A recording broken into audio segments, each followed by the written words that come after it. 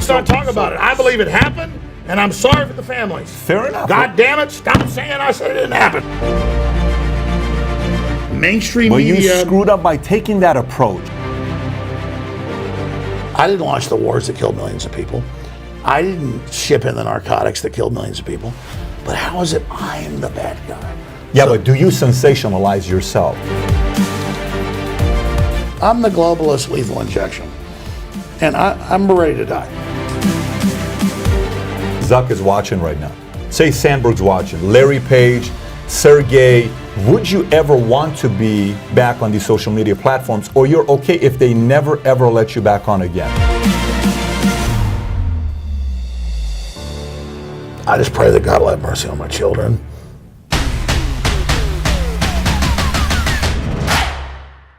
So if you follow the news, if you follow media, you're going to see this face, you're going to see this name, Alex Jones, who is recognized. I think it's pretty fair to say you are the most controversial political figure in America today. Is that fair to say something like that?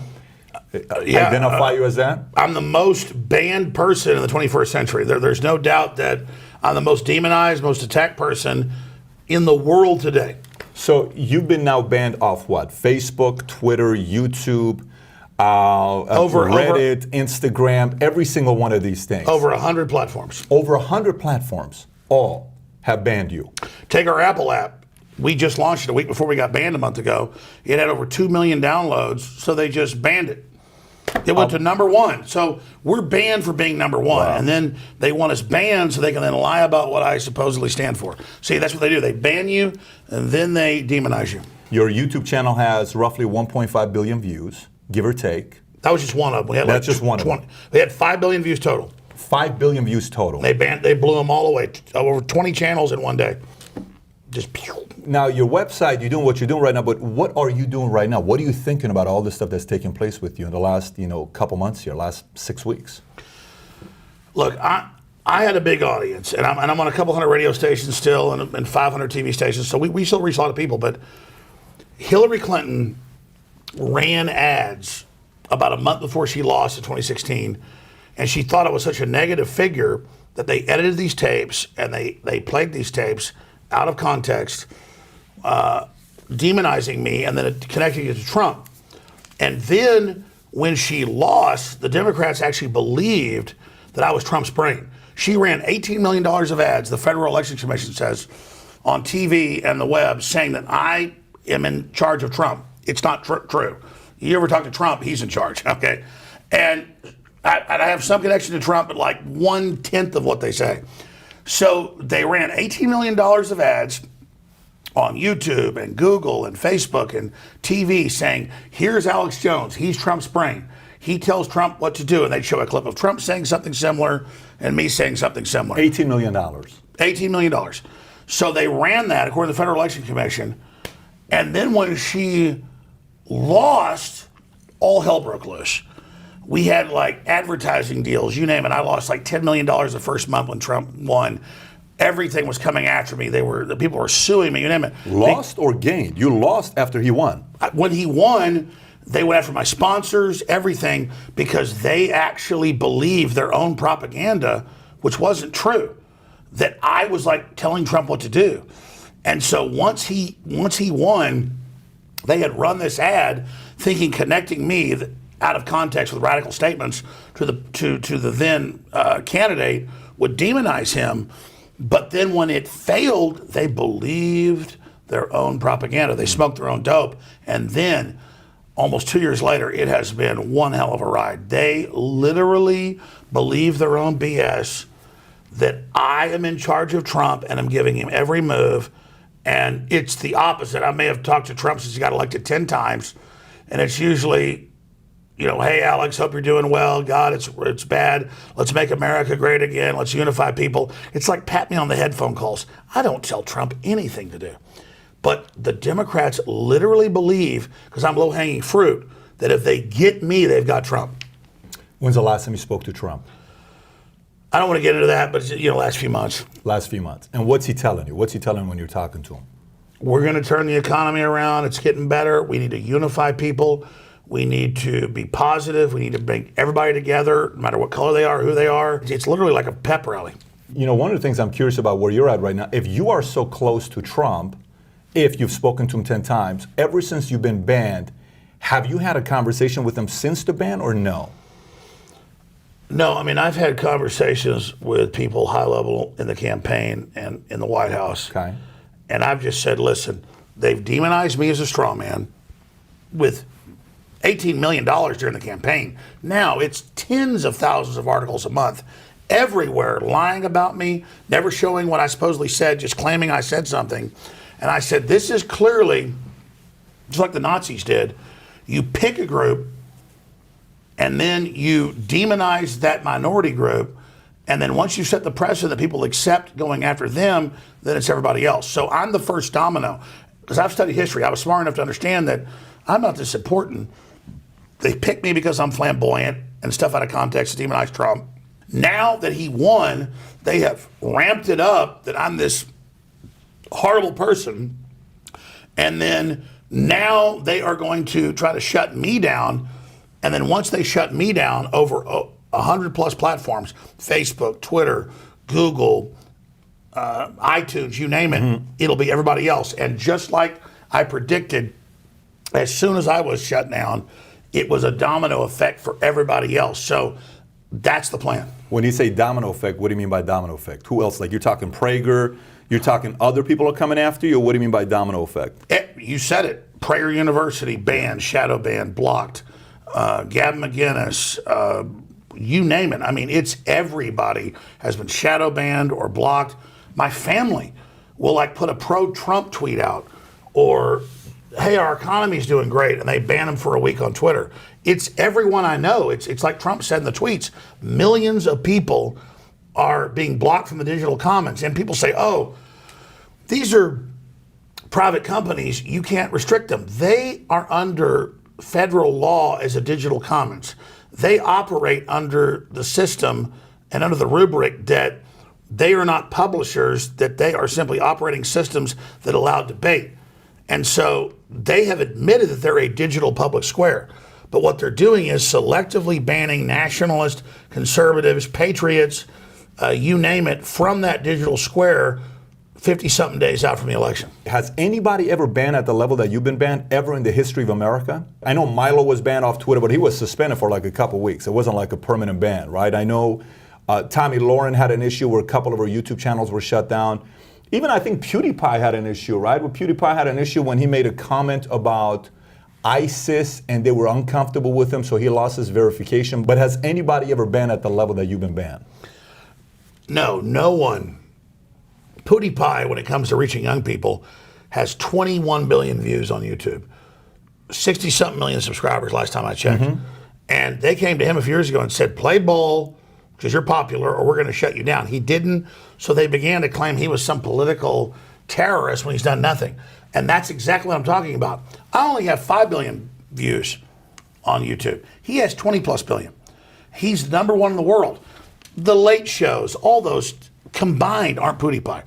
But they came to him to muscle in and say, you better do what we want politically or we'll shut you down. He didn't do that. So they've demonetized him. They've done all this to PewDiePie, and he's been exposing what happened to me. But no one has ever been banned in over 100 platforms now. We have software companies calling and saying, you can't even use our software. They're looking at their own contracts.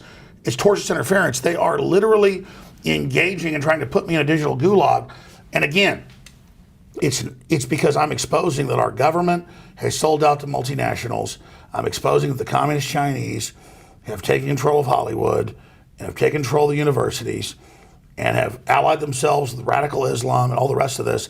That's why they want me shut down. And they believe that if they can set the precedent to shut me down, then they can shut everybody else down. So that's why this is happening. Don't you think a part of those comments that you may get you in trouble sometimes where you say things like, listen, for myself, right, I'm politically in the middle. So I watch CNN and Fox anytime anything happens because I want to know what somebody's lying. One side is lying definitely, right? If one side is saying the other side is wrong and one of them is making up some kind of a story. But every time I hear when CNN or Fox, whether it's Rachel Maddow or Hannity or Tucker or Anderson Cooper or Morning Joe, it doesn't matter. When somebody uses the word Nazi in America and they say Hitler and all this other stuff, red flag goes up for me. And I'm a guy that's studying everything. I'm a guy that studies politics. I'm a guy that came from a family that's half communist, half imperialist, born and raised in Iran. So when I see a comparison like that made by people that have only lived in America, to me it's a red flag. So how much of this, Alex, do you think it's self-inflicted by you versus by the media? Tucker pushes hardcore, Hannity pushes, O'Reilly pushed, a lot of people push, but they're still out there. Why are you the one that's being banned? Well, they call me a Nazi constantly, even though both my grandfathers almost died in World War II. It's that. Who's they? Who called you? Who's they? When you say they, who I called mean, you? Any major names that call you Nazi? We've had like Tom Brokaw say I'm an unalloyed racist. Okay, but that's not Nazi though. Well, was in D.C. last week. Women run up and scream, "You're a Nazi! You're a Nazi!" And that's what they say. But specific, any major name, because you do that all the time. And by the way, I want to say this part to you that I think is just fair for everybody, for both sides. Partially why I brought you, my attorney said don't do this. And I spoke to you about that yesterday. As my attorney said, Pat, be careful. No, but I told you. Ask the hard questions. I know you did. It. No, I know you did. I know you did. And so when you and I spoke, I said, look, my attorneys are concerned. And so we went back and forth. But the reason why should they be concerned? You've got your own big because the money's tied to them. So they're coming from a money standpoint. But let me say this. Yeah. You're a man that has your own life. You say what you say. I say what I say. If I was Jeffrey Dahmer, who got interviewed by the news, no one says, why is the news, why is NBC interviewing Jeffrey Dahmer? Let's say I'm worse than Jeffrey Dahmer. Yeah. Fine, I'm worse than Jeffrey Dahmer. Before he died last year, let's say that Charlie Manson, you're allowed to interview Charlie Manson. What is this new thing where they say don't interview Alex Jones? What is it? Because they've built a straw man of things I haven't said. And I'm glad for the tough questions. They build a straw man, and then they don't want me to respond. Here's an example. There's a video on Infowars.com right now that I only covered today because it got national attention. I walk out of the Senate hearing on internet censorship, and these women run up. It's the Hispanic women. I love everybody. Today? This happened today? Well, no, it happened last week, but I heard it today. Okay, got it. And the news said that I called them all these names. No, they said, you're a white piece of crap, your family's inbred, you're a monkey, all these things. I said, you're a racist. The national news edited that with me saying you're a racist, but not showing the clip of them saying that. You can have white racists, Hispanic racists, black racists, whatever. I'm against all that. I believe Martin Luther King. So that's what I'm saying is that they want to ban me so they can then misrepresent what I've said and what I've done. But your whole question going to, is it self-inflicted? They're after me because they can track back the reboot of 1776. They can track back how the economy's coming back and how the globalists suppress things by design to me. And I don't even want the credit, but they believe, George Soros and the globalists believe, that I'm the first domino and that we triggered this grassroots movement to launch Trump. So they believe if they take me out, Trump can continue on or be defeated. So why did I bring you on? Okay, I'm a content creator. I'm a capitalist. I'm an entrepreneur. And you're allowed to interview who you want. want. No, but how far down the rat hole are we that you've got to even ask, can I interview Alex Jones? Listen. I could be Adolf Hitler, a horrible person. Yeah. You have a right to interview me. So I interviewed entrepreneurs on, the channel's mainly an entrepreneur channel. We've had Mark Cuban, we've had Magic Johnson, we've had Kevin Hart. But we've had Gloria Allred. I mean, who has Gloria? I had a Gloria Allred just to speak to her to see why she's white. It's great. It's smart what you're doing. Yeah, I've had Perez Hilton. I've had Jerry Springer. Jerry and I went at it talking about Hillary Clinton. It was a friendly debate that we had. So I brought you because there is partially a concern for content creators when somebody is being asked to, don't say anything. This is going to some other countries that ran it that way, that told people to not share their opinions. Even a Bill Maher who doesn't agree with you, a lot of things that you say politically, he defended you. Ted Cruz, who I think tweeted out, and Ted Cruz said, here's a man who claimed my dad killed JFK. Like, that's what he said on Twitter. You probably saw that. He said, but, does this give the right for these Facebook and everybody to shut him down and take him off? No. So I want to preface this question. There are people who agree and disagree with you who are defending you. The part I'm trying to ask from you is the following. Is there any part of this that is self-inflicted, that is caused? I run a business. We have flaws. Some of it is self-inflicted. Some of it is my COO. Some of it's my CMO. Some of it's my chief financial officer. But I know a lot of it is me Is there because I'm the things head. I should have done better? What is self-inflicted from your side? Or No, I something totally you hear could what do you're better? saying. Yeah. And I'm going to answer that. But let's go back. Since when in America do we have to ask, can you interview somebody? What have I said here? I love America. I love free market. I love making the country great. What have I said that's so damn evil? Because the mainstream media projects what I've said and done, and because they've created that straw man, they don't want me to be able to respond. But let me tell you, if you go back 6 years ago when Sandy Hook first happened, and my listeners called in and didn't think it happened, Yep. and they showed anomalies. And so I had guests on looking on both sides, very small part in my whole compendium, the last 25 years, it's less than 1% of what I've done. Less than 1%. It's like 0.1%. And so within a year or two, I said, no, I think Sandy Hook happened. Mass shootings happened. The media, as soon as I said I thought it happened, because I'd questioned it before, went, oh my God, we've got him. And they went crazy. And then they just published thousands of articles a week saying, Jones is harassing families. He's going to their houses. He won't stop saying it didn't happen. And then I call him, I send him letters, and I'm like, here's 50 videos saying I believe Sandy Hook happened. And here's the debates where I just had open discussions 5 years ago. They won't stop. Because it's like saying Saddam killed babies in incubators in 1990. It's using that to demonize me. So I've already said I'm sorry the media took it out of Complex 10,000 times. I'm already said that I'm done all that, and they only like, oh my God, he's weak on this. And so it's in papers every day. Jones is harassing families. Jones is saying Sandy Hook didn't happen. It's the papers saying that are saying that. It's not me. But let's expand on that. I didn't lie about WMDs in Iraq. They killed over 1 million Iraqis, like the New York Times did. No one questions that. So they're pulling on the heartstrings, not the families, but the lawyers and the Democratic Party, because they're scared of what I'm generally saying, that there's a corporate world government taking control of nation states, like the Brexit and everything else, and people are waking up to that. So they want to demonize that and say, you can't talk to this guy because he's so evil and he's so bad. There was nothing in that answer. I'm asking the question, was there anything that you take responsibility for where you say, well, for instance, Sandy Hook. Okay, let's go with Sandy Hook. Obviously, that made a lot of families feel uncomfortable. The father, Neil, who talks about my son was 6 years old, he got shot in the head, and he held him in his arm when he died, and a couple other parents that came out and said what they said, and Maggie Kelly asked you the same question. You've said some stuff. Like maybe this will make sense for what we're trying to do for me to understand you, because when I look at somebody and I differ with their political opinions, I may not agree with Barack Obama, but I can see if Barack and I didn't speak politics and we had a drink and we spoke sports, I'm probably going to get along with Barack. If I talk to somebody like Bush and everybody was talking with Will Ferrell was joking with him, all this other stuff, if I talk sports with Bush, I'm probably going to get, this guy seems like a nice guy, we're going to have a good time together. There are sides of you that show sense of humor. There are sides of you that shows your levity. There are sides of you that shows you have a brilliant million-mile-an-hour brain that goes. Now, what you talk about is a different story.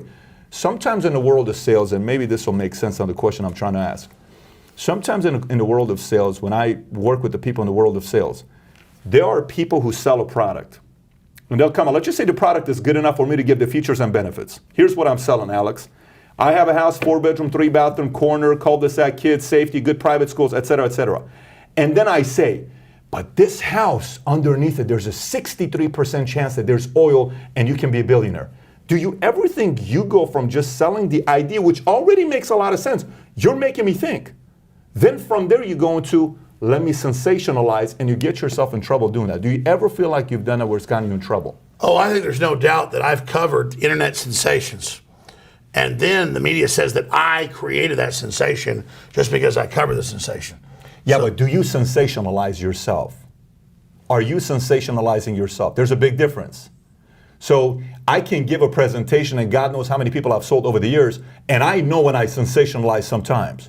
Have you yourself caught yourself saying, shit, to get maybe a sponsorship, maybe sell, maybe, I know this thing's going to get 2 million views versus 220,000 views. Let me sensationalize, because in the marketing aspect, propagandas work. You know, No, I'll be honest. I don't ever sit there and think about what's going to be successful. I go with what I think is true, and I've questioned public events, and I've done things like that. And like I said, you got mainstream media that lied about Iraq and lied about the Arab Spring and all this Sure. stuff, and they sit there like they're pure and good because my listeners question things. there's like no question about that, by the way. So I want you. There's no question about that. I don't trust either side. I don't watch CNN. You understand, like in the spectrum of 24 years on air, like the media tries to make me Sandy Hook. That's like 1/10 of 1% of 1 point. Well, let me give you the credit on one thing that you do deserve credit. It's not like you're 100% alt-right Republican, no matter what anybody on the right says you defend. That's not been your case. You went against Bush, and at a point when Fahrenheit 9/11 came out, you and Michael Moore may have been on the same side, which is a pretty weird thing to say, that you and Michael Moore agreed on Well, I don't want to something. put Michael Moore in jail like Dinesh D'Souza was. That's exactly right. But that's what I'm getting at is they changed the subject, how we expose the surveillance state and world government and globalism, and the media then brands it Sandy Hook, Sandy Hook, Sandy Hook. I was not the first person to question Sandy Hook. Other people did. I know they did. I then looked at it, and then I said, okay, I think it happened. And they went, oh my God, he's weak. Let's go after him. And 3-4 years later, they're in newspapers every day showing, Alex, please stop saying my son didn't die. And I'm like, your son died. He got killed. Please stop saying I said it. maybe- because the whole Democrat Yeah. machine and all this is behind it. So, okay, get rid of America. Get rid of free market. Get rid of the Second Amendment. My God, I'm sorry. Sandy Hook is everything. Just sacrifice everything on that. And if you're involved in that, socialism, Venezuela, everything, I'll jump off a cliff. I'm so sorry. I don't think that's the case. But they act like I killed the kids at Sandy Hook. No, I don't think that's the case. Was a Prozac head with an illegal gun again. And the thing is, it's like one little thing I covered. So why don't you just clarify this with Sandy Hook? Here's very simple. So the kids died. Yes. So is your argument on Sandy Hook, which maybe the viewers don't understand fully, were you trying to say, I believe it did happen, but I believe the government had something to do with it, or this was staged, it never happened? Because those are two different arguments to make. If you say this was staged by the government, well, maybe that's a conspiracy that we can say, no, I disagree with. Let or me I explain. agree Let me with. explain. There have been real mass shootings before. Sure. And the kids were always into the Nazism and devil worship, just like Harrison Kleinbold at what happened in Columbine. And it's always the same story and this thing, and then they blame gun owners. So then this happens, and the guy's on Prozac, and he's being protected. He has a gun illegally. And then the internet says, look at these all these anomalies. So I start looking at the anomalies, and I'm looking at them, and I'm saying, is that true? Is this true? So we debate those. And then about a year or so after it, I start saying to people that are saying, I'm covering up because I'm saying I thought it happened. You. Yeah. I start saying, no, I think it happened. And then it becomes this whole debate. And then reporters come to me and they say, tell us what you think really happened. What are the anomalies? And then I say the anomalies, even though I've already proven those anomalies aren't what they say they are, I'm saying, I believe Sandy Hook happened. Here are the anomalies. Then they sue me for saying what the anomalies are, cutting off that I say it happened. It's a way to like suck the oxygen out of the room. I literally 1/10 of a billionth of what I've done is Sandy Hook. Yeah. And now it's constant Sandy Hook, Sandy Hook, by the way, Sandy Hook, just Sandy so Hook. you know, I got 15 more topics that I would like. I know you got 15, but that's where this goes. That's where this goes. The only question, but you haven't answered. So I think it can simplify it if you just say, here's an argument. Are you saying Sandy Hook was staged and the people that walked there, they were acting? No, I or believe are you saying Sandy it Hook happened, but the government had something to do with No, it? I believe Sandy Hook happened. I believe kids got killed at Sandy Hook. And then the public questioned it. I analyzed that, and I apologize to people taking out of context what I questioned, and then the media used it to try to hurt families. So I apologize for the whole way it's worked. So you're not saying there's any government involvement? No, I don't think there was any government Okay, so that's great. So going back to the question again that I think still hasn't been answered, and this has nothing to do with Sandy Hook. Like I said, 9/11, you predicted 9/11 in July of 2001, and you said something's going to happen. We have to be ready for I this. said they're going to blame bin Laden for blowing up the World Trade Center. Okay. And would you say that was the first time where people actually look, because you've been on air for 24 years. It's not like this is a new thing you're doing. You've been doing this for a while. And you were, whether it was Austin, whether it was whatever, your inspiration came. Your dad being a dentist, you had these types of conversations, you read political books, you're a guy that follows this kind of stuff. This didn't happen all of a sudden one day. You're like, you are a believer in what you talk about. This isn't accidental. But when you talked about the 9/11 issue and you said, I think this is what's taking place and I think the U.S. government is participating in this, partially Bush or whoever it is you were talking about. Do you think that was the first time where the audience and the media kind of was a tipping point for them where they said, wow, maybe he does have a point? Because the Democrats were kind of saying, you know, he's not even defending the guys on the right side. Do you think that's when media kind of favored you a little bit in '01? You know, they were demonizing me for that. I just saw the preparation for what was happening, and I knew about what happened previously, and I had a lot of sources. And so, again, it doesn't mean that 9/11 wasn't a real attack. It means that certain political interests stood down. I think the 28 pages show that. So I just go with whatever I think the best research is.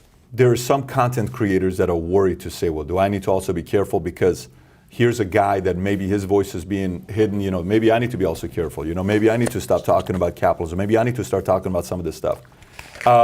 What is your concern now that you don't have access to social media today? How are you feeling? How does it feel like knowing you can't log on to YouTube, Twitter, create any content? What's life like without social media? It's great because it's gotten me to realize what I already knew, that we were already shadow banned. We were already being controlled. We were already being dialed back. We were already giving our soul to this fraudulent thing. And so we need to build things outside of that to really create a free society. And so we have more real viewers, more real listeners, more dialed in people than we've ever had under the censorship. Today. Yeah. So what happened the moment you got banned? I know your website is ranked 623 in US alone, and I think worldwide you're 2869 if you look at the ranking on Alexa as of today. What's happened to traffic from the day you were banned, and what's happened to business? See, Alexa's run by Amazon. 3 years ago, more than 5,000 conservative sites were delisted 80% in one day. And sponsors called and said, my God, we're still getting response, but you're down 80%. I'm like, look at the graph. It goes straight down. They go, yeah, we have record sales. So going into the campaign 3 years ago, Amazon totally delisted everybody and did that just to try to hurt our sponsors. But our sponsors went, well, we're getting record response. Our traffic's way up. So here's what happened. And 3 years ago, Alexa's going like this, it's Amazon. And then it goes like this, and then it goes like this. Because our traffic was really going like this, but they just went like this. So that's the same crap they keep pulling. That's why it's like. But how do you feel about not being on social media right now? Are you okay not ever being on again? Are you okay with that? If you never, ever, ever are allowed back for the rest of your life? They had already, well, no, it's horrible to take somebody's digital identity, like the Communist Chinese have done, and create a web ID for you, and then create a global social score and use your views to intimidate you and shut you down. That's what Communist China's done. It's horrible authoritarianism, but I'm not the average person that's going to criticize the system and then be banned. I've got hundreds of radio stations, TV stations, but for the average person, it's absolutely horrible. It is the mark of the beast. It is dehumanizing people. It is enslaving them. It is a terrible situation. But I'm speaking about you. How are you feeling about it right now? Here's Alex. So it's kind of for me when I look at somebody like you. I lost my voice for 90 days 4 years ago. Okay, and if you're running a business and you're selling, you're speaking all the time. I mean, that's not good. That's not good. You have like a polyp on your larynx? They thought it was a cancer. I had to go. It was benign. They did a surgery. I lost my voice Thanksgiving. I couldn't talk for 90 days. Voice was gone. Jesus. I couldn't speak at all. And so for me, it was a way for me to sit back and realize, you know, the smallest little thing is a big part of your life. So I felt like if I can't speak, life's very fragile. Right? If I can't speak, what do I do? So today, if 5 billion views are gone, how is Alex Jones feeling today? And that's 5 billion views just on YouTube, not including everything else. The 16 million iTunes subscribers, all of it. I feel good because I'm not a sellout and I'm a trailblazer, and people project who I am. They lie about me all day, but we've never had more hardcore listeners. And I just believe in humanity. I'm betting on humanity. And they build these straw men of what I've said and what I've done, try to sell the public on that. And then they think if we can demonize Alex Jones, we can demonize everybody else. And then once they accept destroying him, then they'll accept destroying everybody else. So they're trying. You actually believe that? They're doing it. But let's focus on you. How are you feeling today? I can tell you, I didn't like the fact that I couldn't speak for 3 months, right? I interviewed Richard Turner, card mechanic, and he said one day he looks out, he can't see anything, but he says, life changed for me. That's like suddenly your voice is gone for social media. Social media today is a bigger platform than radio. I think you said one time to Rogan, where you said a lot of these guys on CNN and Fox, maybe you have 100,000 listeners, maybe you have 1 million listeners. Joe, you have millions of listeners. I have billions of You're saying these stats that you're giving to people. You don't have it today. How are you feeling? And are you okay if you never ever get it back? Here's the difference. If CNN or MSNBC was covering real topics, they'd have the audience. Any forum that's popular, any forum that has something great going on in it is going to have the audience. So you're saying, how am I feeling today? I'm not trying to be positive on this because I'm worried about censorship and Amazon banning books and everything else going on. But we have the biggest audience we've ever had. So you're okay if they never if you've banned permanently, there's never ever, no one's ever going to let you back on this one website called Facebook with 2 billion users right now. Here's the thing. Are you okay if you never ever are allowed back? What they're doing to everybody is wrong, is election meddling and is censorship and it's corporate racketeering. Yeah. But I'm saying I'm at the top of the food chain. I'm specifically talking to you. No, but I'm saying I'm not worried about me, but I'm at the top of the food chain. So technically, I have more hardcore listeners and traffic to Infowars.com and more people supporting us and more radio stations and TV stations. Let me tell you something. You think being on Facebook or Twitter with all their game crap is big? When you're on 50,000 watt AM stations and 100,000 watt stations in LA and New York, they still have giant audiences. Alex, I get that, but we both know the guy that became president is because he understands Twitter. You know that, I know that. I mean, he saved Jack Dorsey. I hope Trump figures out that the internet's key. No, I'm not saying that internet isn't the future. Yeah. I'm simply saying that they are attempting to shut everybody down now, and they're engaged in classical authoritarianism against free speech. And so they build me up as a straw man. They demonize me so that no one stands up for me when they take my speech, and that is the key to shutting everyone down. I get it. Okay, so let's just say Zuck is watching right now. Say Sandberg's watching. Larry Page, Sergey, you folks at YouTube, they're owned by Google, Dorsey, all these guys are watching right now. Would you ever want to be figuring out a way to be back on these social media platforms, or you're okay if they never ever let you back on again? Are you okay with that? Never again. I'm Alex Jones. I'm never changing. Whether you take me back or not, I am never changing a single way I do anything. I don't care if I'm ever back on it. Is that where you're at today? Well, obviously, they're like 90% of the internet. Obviously, I want back on that. Okay. But they misrepresent everything I've said and done. It's like Jack Dorsey went on a month ago on NBC, CNN, ABC, all of it. He went on with Lester Holt, and Lester Holt's like, Jones says he wants to kill the media with assault rifles. And Jack Dorsey goes, I know it's horrible, but he can stay. I never said that. So... But Dorsey, the first time he defended you that was all like acting like he was. I talked to folks that were in the meeting with him when I confronted Marco Rubio, who walked up to the press conference. Jack Dorsey said, "Oh my God, now he's been mean to a Republican. This is how dumb they are. Now I can ban him." Who told you that? Are you assuming that, or no, you know it's that? It's people in the meeting. People in the meeting telling you that now that you're going after Marco Rubio, this is an opportunity for Dorsey to ban you? I talked to folks that were in the meeting with Jack Dorsey. Okay. And he goes, oh, I can ban Alex Jones now. He just went for a Republican. That's how dumb they are. I mean, it's a total joke. Do you think Dorsey's a Trump fan? No. Okay, we both know that. He's not. How come he hasn't banned Trump? He's more powerful than you are. There's a reason why. How come Trump's not been banned? Because it's way obvious. He's already one of the worst banners out there. And so by leaving Trump up there, Trump could announce some new service or some group overnight and destroy Twitter in 1 minute. Yeah, but the point I'm trying to make to you is I actually think Dorsey defended you. And by the way, I am not on Dorsey's side politically.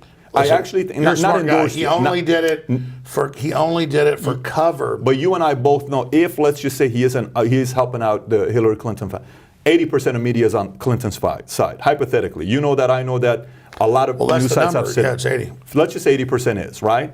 You take out Breitbart, let's just say you take out Drudge Report, Fox News, you take some of these things at New York Post, Washington Times, let's just say they're on the right. 80% is on the left. But how come Dorsey hasn't done something to Trump?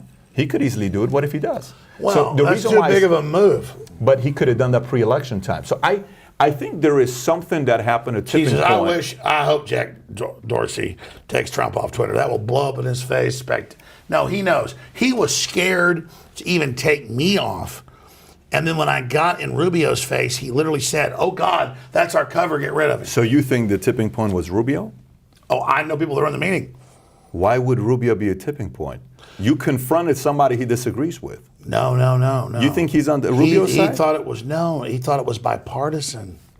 He thought, oh, look, he's mad at Republicans. That's how dumb they are.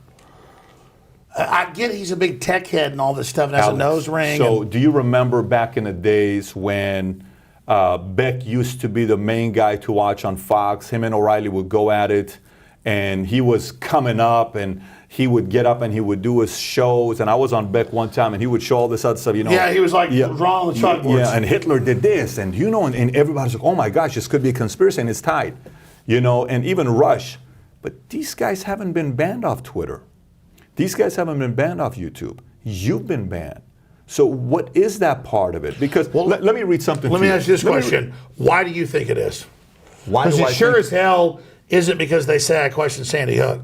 No, I don't think that's the only thing. No, it's because I cover the geopolitical system and how they're setting up a world government and how they want eugenics and depopulation and how the communist Chinese have merged with our big tech companies to take over the U.S. That's why. And you believe that 100%? I don't believe it. I know it. So how come the rest of the guys are not off? Why is Beck not off? Beck is not a guy that they agree with. Why is Limbaugh not off? Why is Milo still back on? And Milo may be one of the most annoying social media guys. He's still banned on Twitter. Well, let me ask this question. No, what I'm trying to tell you is you're a smart guy. Why do you think I'm banned? I think it's overselling. For instance, you say, well, the water they have, like I remember when I was in the Army, and they would say, with the punch they put in the Army that you drink it, it's purposely set up so you don't get too excited to want to have sex, because when you're in boot camp and AIT, they don't want you to be too sexual because you're not going to see opposition. So they got to tame you down a little bit. Now, that was a rumor. They were saying that. We'd say, okay, maybe right, maybe not right. But I think you'll take that and you'll say something like, well, it's because Clinton is tied to Nazi and Hitler, and then you sell it even bigger. Here's what happens. Here's what happens. When I have 500 Harvard reports about atrazine causing low sperm counts, then I cover it. And that's the big secret. It's not, I think, Punch. I don't go, oh my God, Punch is making Alex, you turn around and you say the water they're feeding us is the water that they put in the frogs, and now frogs are becoming gay because they want our kids to be gay. I mean, what do you mean frogs are becoming gay? Well, that's actually Bertrand Russell and the UN. They said we will add chemicals to the water to confuse the sexuality and reduce population. That's official UNESCO plan.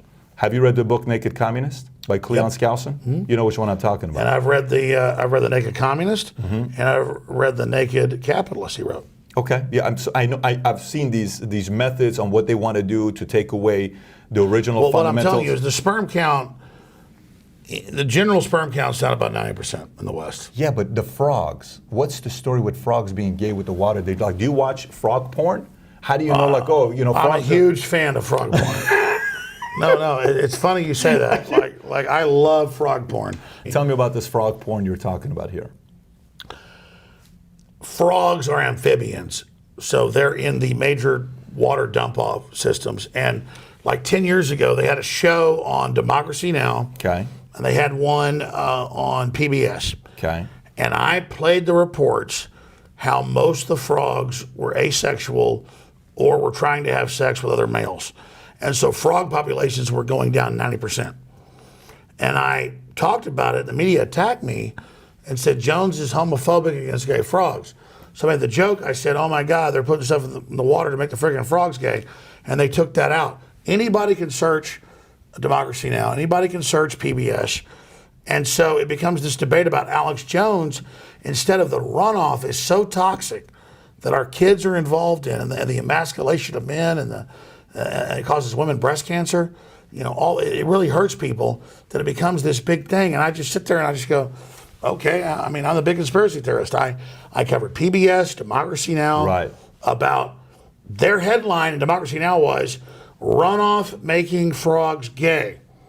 So I was reading a Democracy Now headline, and 10 years later, no one shows I that. remember the clip when you did it. You just said, they're turning it. You were just speaking. You were. Well, I just played the clip. Yeah. And then I said, oh my God, they're making the friggin' frogs gay. But I mean, why would you? Okay, you say something like that? They're making frogs gay. So the chemicals aren't bad. It's me saying it. Let's just say the chemicals are bad. That's what I'm trying to tell you. So okay, for instance, you say something like this. You say, I'm telling you folks, nerds are one of the most dangerous groups in this country because they end up running things. But they still hate everybody because they weren't the jocks in high school. So they play little dirty games on everybody. They use their brains to hurt people, and I'm aware of them. Okay, I see you little rats. Okay, you say something like that. So I sit there and I say, interesting, fair enough. That's actually not a bad point. I remember the guy that was a nerd, 4.3 GPA, he didn't have any girls I wanted to get with him. So he probably didn't get laid till he was 22. So he says, I'm going to go out there and become so successful because this. Not a bad point. Fair. Okay, I'll take that, right? But then you'll take that and you go, Bill Gates is trying to do what he's doing in Africa, and he's trying to do this, and he's not really somebody that's making, and then you'll take it even deeper. And so I sit there and I say, okay, let me go research Bill Gates. Maybe he's got a point here, so I'll go and do research. Hypothetically, somebody that's a reader, somebody that likes to research, somebody that's not a naive viewer that's just going to jump to conclusion. Then I say, come on, Alex, you're sensationalizing. You're like, come on, oh my God. Bill Gates' dad headed up the Army program on eugenics and was the head of Planned Parenthood. And then he went on Bill Maher and said, we need to reduce world population. I got all the clips, man. Yeah, but Alex, you take it to a point where the media is sitting there saying, a naive mind can listen to somebody like you, and you can really mess with a naive mind. A naive mind who is not going to. Did you hear me? Did you know about Cold Springs Harbor? Tell me about it. I mean, Bill Gates' dad ran it. Okay. IBM runs it now. Sure. So that is the main human genome eugenics center. The whole deal. They trained the Nazis. They trained the Kaiser Wilhelm Institute. There's Pulitzer Prize winning books. They have it all, man.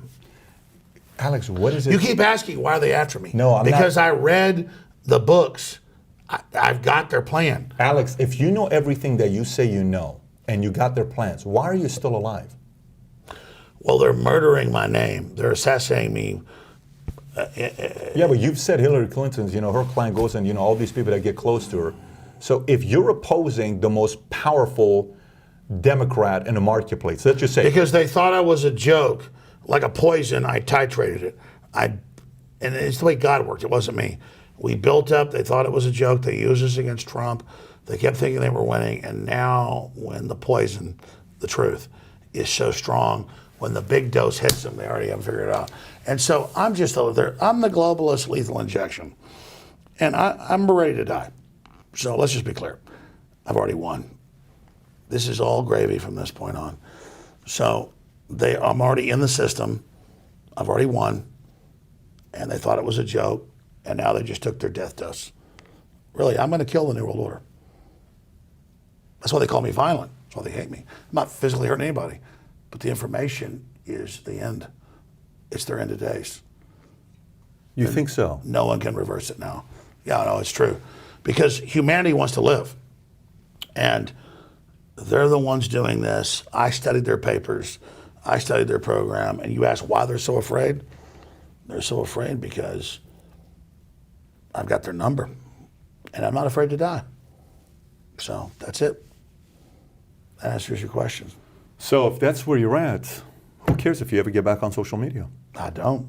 You really don't. The message, the transmission. Everything else now is gravy. Everything else is just getting ready to meet God. Whatever And be a real man, I got to take my licks, and I'm ready. Everything else does take my licks. Is that why And you're that means MLK? my kids got to take the licks, my family's got to take the licks, and I got to take the licks. And I'm ready to take the licks. So let's get it going here. Somebody with God forever, it doesn't matter anymore. I'm taking my licks. See, that's how God works. It's not just a system where everybody's a coward and sells out. No, there's people that aren't cowards. There's people that are dedicated to the truth and are ready to go all the way. And not just put themselves in the line, but their whole families. So, You got 3 kids, Alex. I got 4. You got 4 kids? Yeah. I thought you had 10 to 15-year-old, right? 10 to 15-year-old? I got a 16-month-old right up to a 16-year-old. 16-month-old right up to a 16-year-old. And there's this exterminist program is anti-human. And if I don't do this, they have no future anyways. And that's the liberating understanding, is that if I don't commit to the truth and take this, they have no future. There's a very narrow window we've got for humanity. So what's next for you? I mean, it's all about humanity's choices. I'm not even important anymore. I've already completed my mission. Long after they figured out what we did to them, they came after me. I already did the job. Whatever happened to you right now, you don't think any of it is self-inflicted? None of us are perfect. I've done a lot of mistakes. If I went back in hindsight, I've done a lot of things different. But the media misrepresents what I say. So how can I say sorry for things they said? So you are just not even letting them have one on you. You're not giving them one bone. Oh, I've said 500 times that I believe Sandy Hook happened. I'm going back 4 years. They never say I said it. So you're like, let them have one on you. Yeah, but I mean, you get banned and you come out and you're going in front of Dorsey. You were at his court. You know, you were chasing him down. You were chasing Rubio down. I mean, is any? Yeah, no. When they told me lay down and die or Yeah. we'll ban you completely, I'm fight back. Absolutely. I'm on fire. Wait, you've seen nothing. Yeah, I've seen nothing. So this whole thing with Pizzagate theory, none of the stuff that you have, Well, the Catholic Church running giant pedophile rings, that's confirmed. And the fact that it was in the WikiLeaks that there were these giant child kidnapping rings, NBC, ABC, CNN, they focused on a pizza place in D.C. to divert everyone like a broken, like a mockingbird. The mother acts like its wings broken. So we had it all. Like the kids are going to be in the hot tub and Obama wants the hot dogs, $65,000 worth. We were covering that. And then they diverted off to D.C. and people covered it. And then I said, oh, yeah, that's not what was going on. So they go, oh, my God, pedophilia doesn't exist.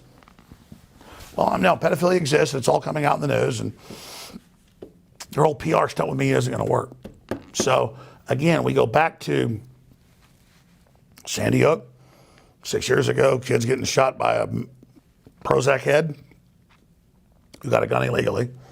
And I've been saying for years I think it happened. But the media keeps saying I didn't. And we go back to Pizzagate. Pedophilia doesn't exist.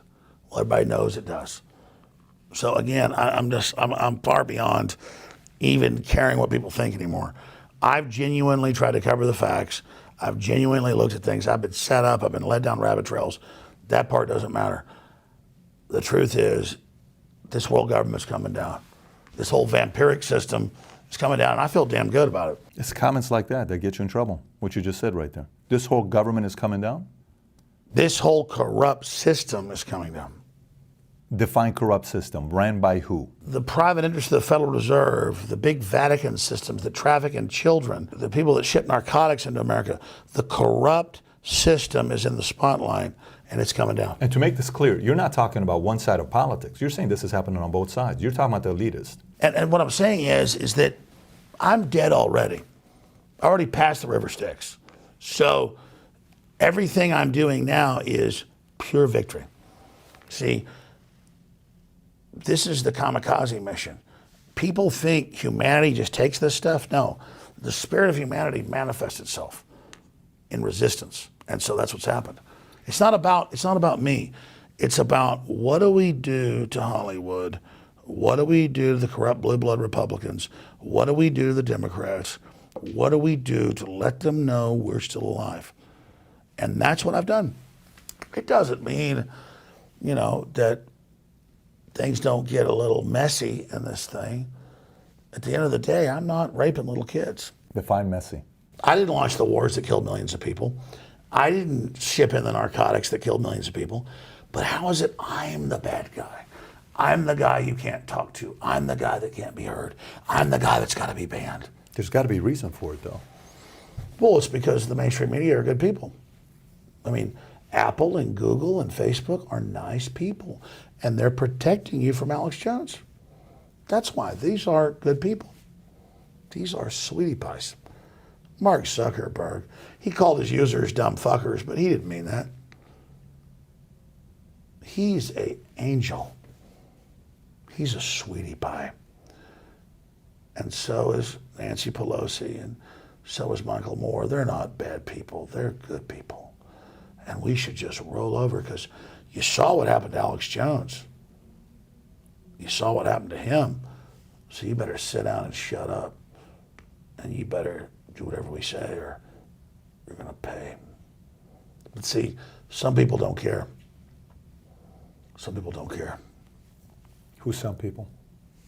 No, the people that are awakening, the people that are about to bring this corrupt world down and build the new world up. Who's got your back right now, outside of the people that follow you? Like, who that has a name is fighting for you right now? That's why I asked, when's the last time you spoke to Trump, if he reached out to you and said, I'm going to help you? Because I know when you won, he went on InfoWars, and didn't he say something like, Alex, I'm going to make you proud, or when we get in, something's going to happen? That was, Trump called me after he won and said, thank you. I'm giving my energy to Trump. I don't need him to protect me. He's the lion under attack by the hyenas. Sure. He doesn't. I don't call Trump for support. Trump knows he's got my full support. Well, you asked him for help. Publicly, you asked him for help just recently. No, I've asked him to defeat the enemy trying to shut down free speech. There's a big difference.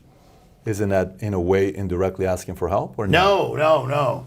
He understands he has to take action against the tech giants that are Chi-Com funded trying to dominate us. That's for all of us. Well, he's already not on the side of Bezos. He's not a fan of Bezos and what he's doing. But yeah, Bezos and Amazon have their own problems, but they're child's play compared to Google and Apple. Because of influence. Obviously, Amazon's game is a different game than... They're here in America. Right. And so Amazon's our least of our problems. Who's got your back, though, right now? Who's backing you up right now? Who's calling you saying, hey, I'm going to go out there and fight for you? The strongest thing you can do is to have nobody having your back. I mean... Alex. It's like the Alamo. You know about 1836, right? Sure. 180 people fighting like 5,000. Everybody dies. But they knew that was going to happen. They were so pissed off that when Travis drove the line in the sand, almost everybody stood across it. So see, these are real sacrifices. These aren't like Satanist sacrifices where they do it with a little kid and all these people trying to act powerful. It's about giving yourself. It's very Christ-like. So it'll be remember InfoWars. It'll be remember Alex Jones when we win this and launch the next phase of human expansion. You think what you're doing right now is Christ-like? Yes, I think standing up for what's right, being fearless, and building a future is in the spirit of Christ. I wouldn't say it's Christ-like. Yeah, but he had allies, right? I mean, even his Judas, let's just say he backstabbed him. But Jesus had a lot of allies, huh? No, out of the 12, you don't think people backed him up? Luke, Mark, Matt, you don't think? So I'm asking, who's on your side right now? But that's what I'm telling you, is that we've already changed the world. And I need to take my licks, and I will take them. Fine, you're taking it right now, but who's in your corner today, Alex? This is 5 billion views. You have been heard. Your website gets tens of millions of traffic that come in. You're not a blogger that got excited and made a rumor about a video with Kim Kardashian and they posted a video. No, but I'll ask you a question again. Yeah. Why does the system fear what we do? They don't care about kids at Sandy Hook. They don't care about Iraq. Why is it? Because it's the spirit. But who's got your back right now? The spirit does. Outside of the spirit, who has There your is back? nothing but the spirit. In the political side, left, right, middle, business, who is saying, I'm going to spend money to go out there and make sure Alex is back on the platform. I'm going to make sure I go out there and support him. Anybody? I'm not directed by any group. But I will tell you that patriots in the Pentagon and the military are watching Google and Facebook and these arrogant assholes very closely. And I'm not coordinating with anybody, but I can tell you that I think when they make their moves, they'll be unpleasantly surprised by what happens. And I feel really sorry for them. And that's just what happens to happen to these people. Has anybody gone vocal saying, I'm going to back you up? I'm not talking Maher, Ted, or Rubio. I mean, you go to Rubio, and Rubio says, who is this guy? I don't know this guy. You know Marco knows Rubio's who a you punk. are. No, but what I'm trying to say is... Okay, you want to know who back? I mean, Matt Drudge has had a lot of courage. Okay. One of the biggest websites in the world. Yep. DrudgeReport.com. He's backed me up. And it's not about me being backed up. It's not like I sit there and go, I'm going to do the right thing. Am I backed up here? I've exposed the human-animal chimeras. I've exposed the surveillance via the smartphones. I exposed the world government that's unelected. I rebooted with my listeners the entire resistance worldwide, and that's why they hate me, because they track it back to Brazil, they track it back to Reykjavik, Iceland, they track it back to Eastern Europe. They know that InfoWars was ground zero. And like I said, that was years ago. I've already metaphysically know that I've got important work to do as long as God wants me to, but I've already moved on. And the world's moved on. It's not about me and my temporal power on this planet. I'm a dead man, and like everybody else, and I'm just moving forward. And dead man as in eventually you're going to die, or dead man meaning your career's, you're done? What does dead mean to you? The enemy wants me dead, and I'm comfortable with that. So that's it. I'm dead, and I'm ready. So the work's already done. You ever figured it out? Like, I blew the globalist up. It already happened. How are you doing emotionally right now? I love it. Yeah, you're good. I'm very close to God. Very close to God. Very close. You know, in fact, I always felt my heart and stomach. Now it's in my bones. Like every moment is like close to God. I can't explain it. I'm so close to God right now.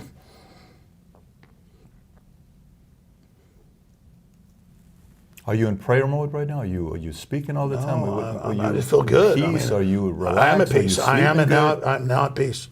I'm now at peace. It's not my name or who I am. The enemy knows I love God. I love Jesus. And so I've already passed on. And that's why the enemy hates me, because I'm well beyond their grasp now. Far beyond their grasp. I just pray that God will have mercy on my children. But I trust God. So it's God's will now.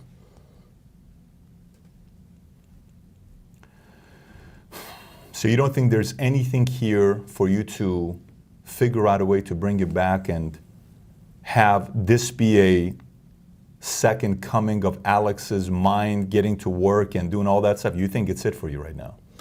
Oh, I mean, the Lord works in mysterious ways. I'm just telling you that I knew when Trump was elected election night, that I told everybody, I said, it's going to get really bad. They're coming after us. Like, we've won. He'll be the president. We're all set. And I said, no. No, we're not set. Get ready. And I said, I've completed my work. And everything else now is up to everybody else. So I've already completed the mission, and Trump's trying to complete the mission. And now Trump is giving us prosperity and everything else. And if we don't take it, then that's us. See, it's a spiritual choice. And so I'm not worried about me. I really am not. People think, oh, you're being attacked, you're being lied about. Because we're on target. We know the program, and we know it better than the Satanists. And because we know the program, they hate us because they don't have the next level understanding. So I'm not worried. I mean, there's all these questions about GMO and vaccines and globalism and the fertility dropping and the families and little kids committing suicide everywhere, and just evil is flooding in, and it becomes this thing about Alex Jones questions Sandy Hook. He's a bad guy. Oh my God. You know, when they staged all this other stuff before, anybody would question that. Babies in incubators. You know about Iraq, the babies in incubators, 1990. And so at the end of the day, I'm just not worried. Like, I don't care about the world. I don't care what they say about me. I don't care. Are you still staying up to date? Are you still following the news? Are you still following what's going on? Are you still reading? Are you still waking up and going through the same routine? Oh, I absolutely do. Routine hasn't changed. I'm sure, here's the thing. I'm sure if I got some great new future and things turn around, they're great. It's just that I know metaphysically like a B-17 over Nazi Germany. I already dropped bombs. It blew up their power plant, and I'm flying off, and they're on, and like Messerschmitts are chasing me, but I can look back and see the power plant's on fire. Like the mission was complete. I hope I go back and land and get back in and go and do it again. But I already blew them to high heaven. You're not saying I'm done, my job has been served, I'm not going to go out there and play in the offensive anymore. You're saying you're still doubling down on playing offense. You're Yes, not but I slowing down. already fundamentally, like a Super Bowl team wins like 3 or 4 Super Bowls. Sure. Okay, I can win another Super Bowl. It's not about a person. Yeah, of course. But there's no more. The world's awake, brother. They're awake to globalism. It's over. The chain reaction from Brazil to Russia to the UK to Germany to everywhere, it's already happened. And so it matters how hard the road is for everybody. We love the children. We hope they don't go through pain, but we've showed the children the way. What I'm telling you is the fuse is already lit. The information already detonated. And so I hope I can help people in the future. But the enemy already metaphysically knows that I, with God's help, it's all God and all Jesus, already devastated them. I foresaw it when I was a teenager, long before. I prepared it and I built it with everybody else's energy. We were all together, but I was at the front of the line. We did that with Christ's Spirit. We defeated the enemy. Now the enemy's coming on to me, and that's good, because while I'm doing this, our people are already light years ahead. And while I delay them here, we're winning. You understand that? While I delay them here, while they chew me up and destroy me, our children are launching into the next level. What's your oldest son saying about this whole thing? He knows. He loves everything. He's awake. Has he been banned? Can he still, does he still have accounts? Can he still... He hasn't really been on. He's been on my show a few times, but I mean... So they haven't gone after your kids yet. It's mainly with you right now. Yeah, but what's this idea that Facebook and Twitter and Google are everything? They're everything because we say they are. Like Matt Drudge said, we have to build our own things. Well, you said this. You've said it yourself, though. You said it on Rogan where you said... No, they have the monopoly. Sure, that's what I'm saying. Well, King George had the monopoly 240 years ago. Let me ask you a different question then here. Is there a concern that all of a sudden a GoDaddy can say, we're not hosting AlexJones.com? Or That's the next... They're already trying, the Washington Post, take our payment processors and to shut the websites down. I mean, I'm going to fight all the way to the end as hard as I can. But if they take that stuff away from me, it's not like, oh my God, I'm not on air. It just means I can finally take a break. So you're fine. If you're off site, you are completely done with everything. No, I'm not fine with it. It's tyranny. Well, then let me ask you this. But I'm ready. If they put a gun to my head, Yeah. and so with the 357 Magnum and say, you denounce Jesus Christ and America and freedom, we're going to blow your head off, I'll say, pull that goddamn trigger. So I'm beyond them. It doesn't matter anymore. I know their plan. But you have no desire to go back and try to rekindle a relationship and ask for, hey, what do I need to do to get back? Nothing like that's on your mind at all. I love how all the headlines are. Jones banned for life, like it's an execution. This is a worldwide internet ID, a worldwide social score, to train us to submit to evil and watch what we say, or they'll ban us, and then they misrepresent what we said. No, it's pure evil. I'm not worried about that. Jesus, that's what I'm getting at, is that why don't we talk about these big corporations selling deadly drugs? Why don't we talk about these big corporations selling evil wars? Talk about that. Talk about that. Talk about that, because let's just say some folks haven't heard it. Talk about that. So, because here's the thing. Some of those things you are, like for instance, you said this here one time, and I actually, this is something that has a lot of truth behind it. How about Prozac? The U.S. #1 cause of unnatural death is suicide now, because they give people suicide mass murder pills. Now that's what you call it. I want to get people off that pills. That insert says will make you commit suicide and kill people. I want to blame the real culprit, suicide pills, mass murder pill. Is that what you're insinuating, that some of these large pharmaceutical companies are producing products that look like it's a good thing, but it's really hurting you and killing you? I was on Piers Morgan in 2013, and there are Prozac and Luvox ads during the breaks. And he's telling me gun owners are to blame when the shooter at Sandy Hook was on a Prozac drug. And every time they're on Prozac, It puts them into a state that inserts say it can make you commit mass murder.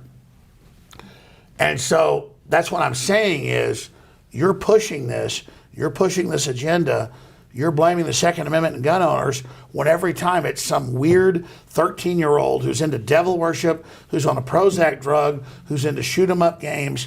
And so I'm saying these drugs say they can cause mass murder, psychotic breaks. They do. They're hallucinogen class. And so I was saying don't blame the Second Amendment and what somebody else does who has a car or a baseball bat or a gun, blame that. And boy, they were at me on the whole hour, they said. They cut that thing right then because they literally had Prozac-style drug ads on during the breaks. So let me flip that on you. Do you believe in background checks with guns? I believe in the Second Amendment. I think criminals are going to get guns regardless. But I do think with mental health, other issues, as long as it's become draconian, I think a background check's probably good. So a background check that does maybe, if you're on prescription right now, you're taking Prozac, whatever it is, some of the medication list that we have that is either for bipolar or whatever, things that we just talked about. Those folks can't get a gun. You're okay with that? Here's the thing, 30% of women are on those drugs, about 15% of men. And a lot of people don't act like maniacs when they're on it. But I say this, before you restrict my right, people that are on those drugs, when the insert says it can make you be a killer, they should be looked at. I think if somebody has been diagnosed as psychotic and is on those drugs, there should be a database and you shouldn't be able to have a firearm. Okay, fine. I mean, that's we got to a point there. This is good. Yeah, but every time I see a mass shooting, they're like, have 10 psychiatrists that are on all these drugs, and then they have a gun illegally and they go kill people. But you see, what you said right there makes sense. So somebody can go out there and say, I disagree, Alex. It's okay. Or they can say, that's actually not a bad point. You make a point there. Great. I love this. This is so refreshing. No one ever accuses me to my face. They just lie about what I said or edit it. I want to be accused. I'm proud of what I've done. I'm not perfect. I've made big mistakes. There's tons of stuff I wish I would have done better when I was in the heat of the moment. But I stand by what I've done overall, but I stand by what I've actually done, not what media claims I've done. So you're like, hey, you're okay doing this interview? I'm interrogating you. I love it. This is what I appreciate, is people that actually face me instead of lying. Yeah, I'm looking for clarity, man. I'm looking for clarity to see your brain, like, where is this coming from? I'll try asking this one more time, and I'm curious to know what you're going to say. Initially, I asked, what caused this? Is it self-inflicted? Is it something that happened? Is there a blind spot? Is there a blind spot? Like, a lot of times in business, entrepreneurs, business people have blind spots. They're reckless in certain area. They're reckless with gambling. They're reckless with this. Do you think one of the blind spots for you is sometimes you get so excited and animated and your energy, like your words, they come out so fast because your brain's going a million miles an hour that sometimes you catch yourself overselling something? Oh, definitely. I'll tune in. Last week, I was talking about how Anderson Cooper had pushed the Arab Spring. And I taped the show, that Sunday show I taped. Usually it's a live show, but I taped it. I'm in the hot tub with my kids at my parents' house, about to go eat dinner, and I hear myself say, Tucker Carlson pushed the CIA invasion of the Arab Spring, and he's a jerk. And I'm like, that was Anderson Cooper. And I literally called Anderson Cooper and I said, you probably won't hear about it, but I apologize. He said, he thought it was funny. But yeah, no, I totally sometimes, like, you hear your rebroadcast, you're like, God, I'm an idiot. And when you're not all calculating, you get things wrong sometimes. So definitely I get things wrong sometimes.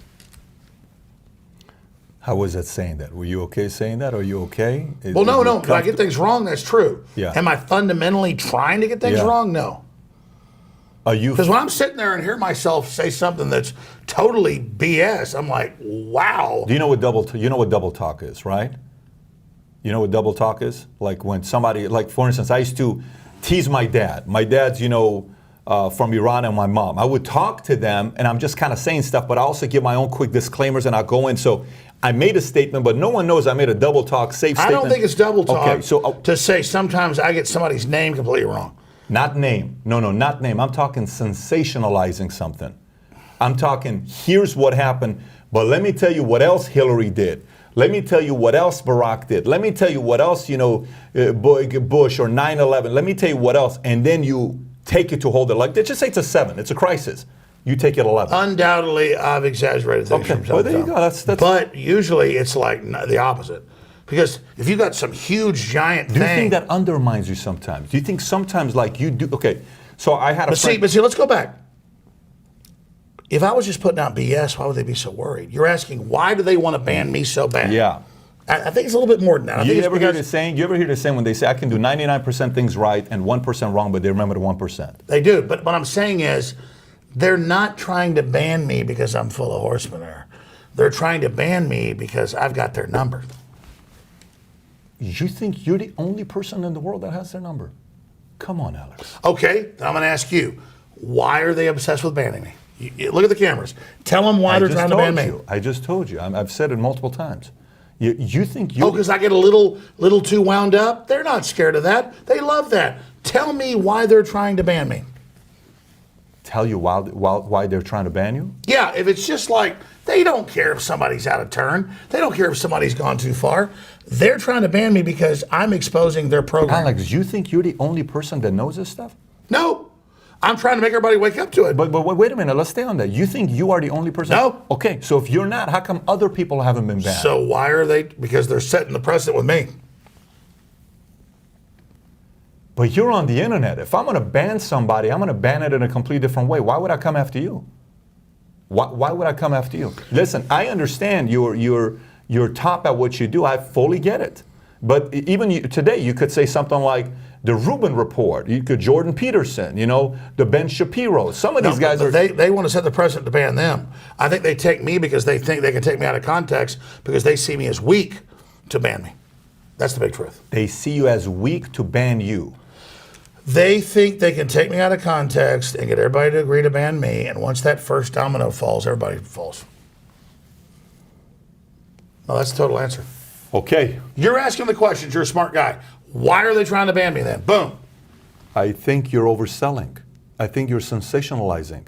I say, why ban somebody that's overselling? That doesn't do anything. Because that's the whole part about conspiracy. Let's just say something happened. You're putting the fear in people's minds and hearts.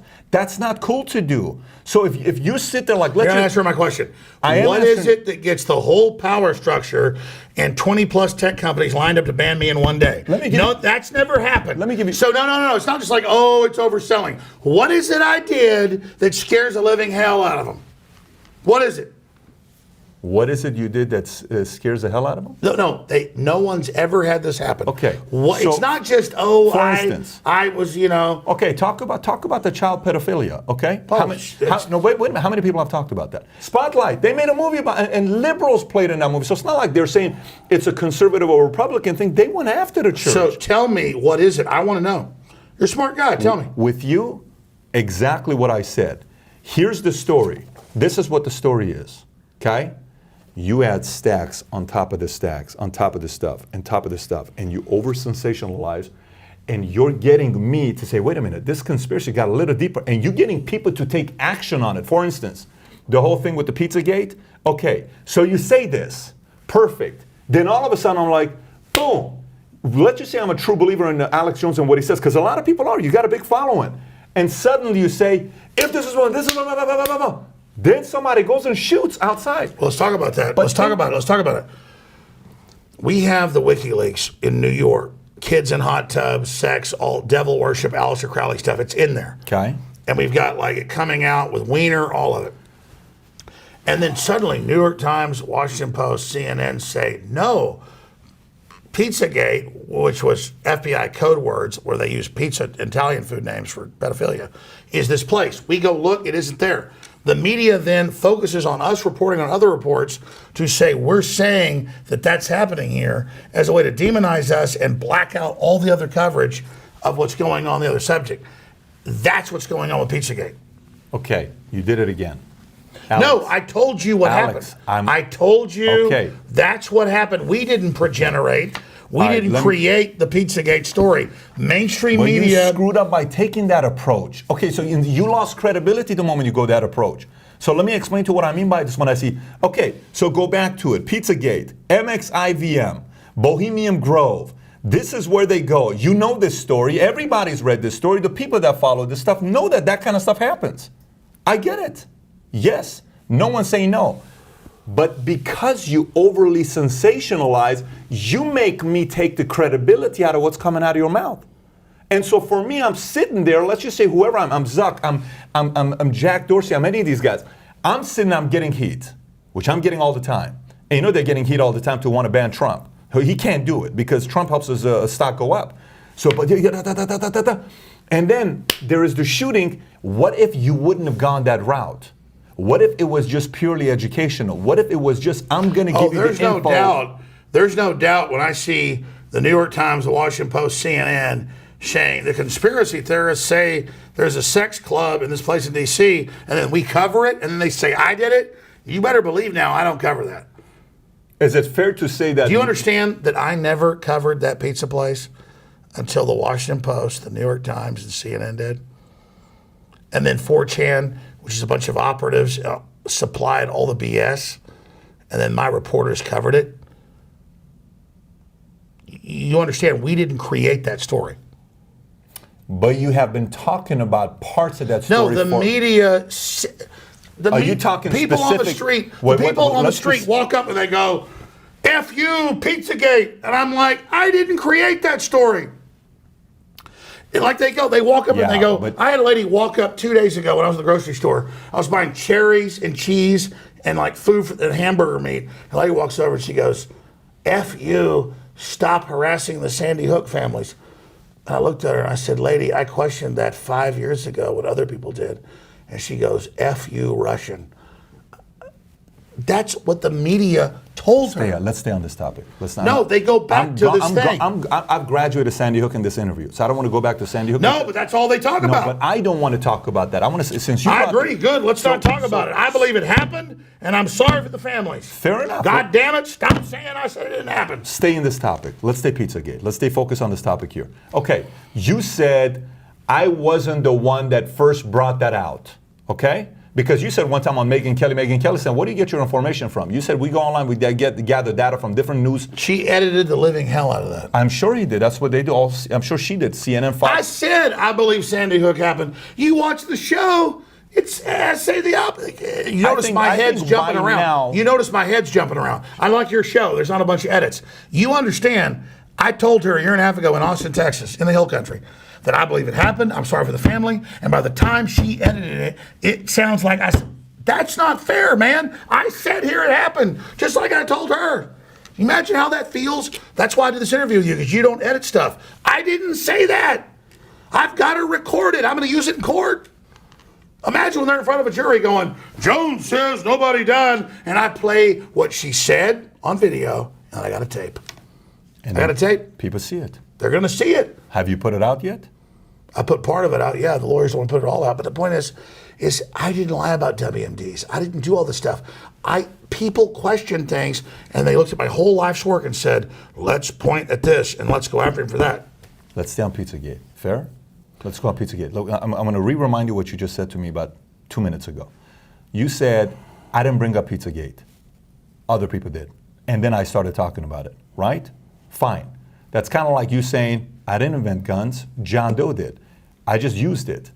So you took that story that they started talking about, and then you sensationalized it, and a guy went out there and shot the place. So the part when you're asking me No, the about... media said that some out-of-work actor hooked into them that no one even proved shot the place, did that as like a way to demonize the First Amendment. Whatever it is. Whatever it is. So the concern... No. CNN and MSNBC and the New York Times, they kicked it off. Okay, I get that. Fine. But the guy was inspired after a sensational... Okay, so everything I ask, everything I process... What am I supposed to do? No, Alex, when we have 50,000 emails and they're talking about Anton LaVey and they're talking about Aleister Crowley and how kids are going to be in hot tubs and how they're going to drink sperm. You're changing the subject No, again. it's in the goddamn I'm emails. with you, but they it's- changed the subject from the 50,000 emails about drinking sperm to this place in D.C. They changed the subject.